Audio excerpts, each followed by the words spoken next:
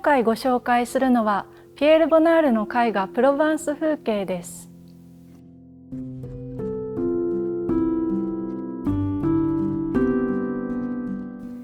色とりどりのタッチで覆われた画面は一見すると何が描かれているのかよくわかりません。でもそこにこそボナールらしさがあります。ボナールは19世紀末のパリでナビ派の画家として出発しました。浮世絵の影響のもと、大胆なアラベスクと繊細な色彩による装飾的な画風を確立します。同時代の画家ピカソはそんなボナールの作品を曖昧模糊の寄せ集めと非難しました。その一方でマティスはボナールについてその表現の革新を見出すことができなかったにもかかわらず偉大な画家であると語っています。その後も長らくボナールの評価は分かれてきました。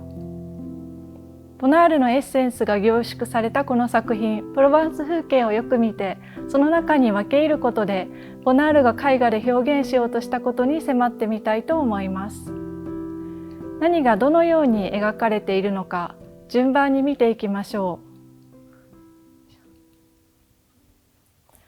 画面の中央を占めるのは現実離れしたスケールの巨大な木の塊です。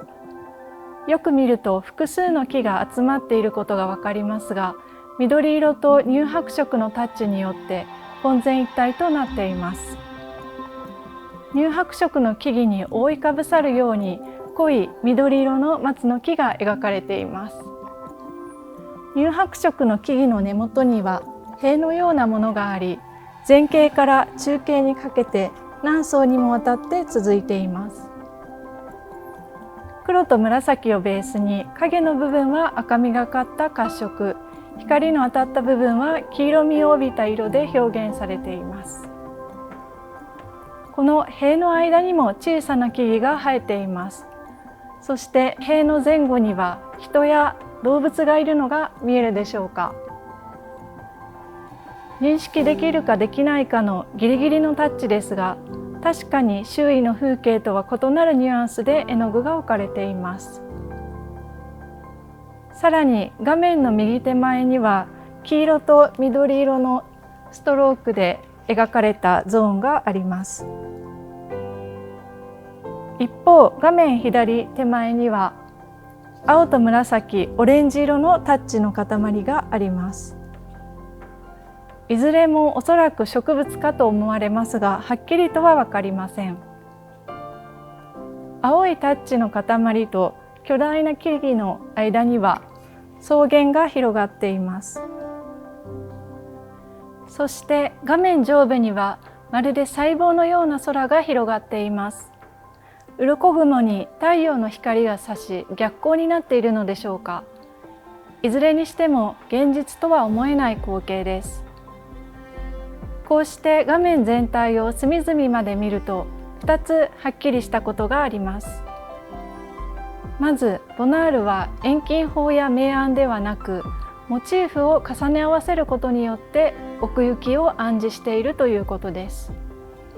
しかしモチーフ同士の輪郭ははっきりとせず、同じような色彩があちこちに使われているので奥行きは非常に曖昧なものとなります。表面と奥行きが共存しているのです。2つ目は対象のスケールや色彩が現実離れしており、絵画の中にしか存在しない光景になっているという点です。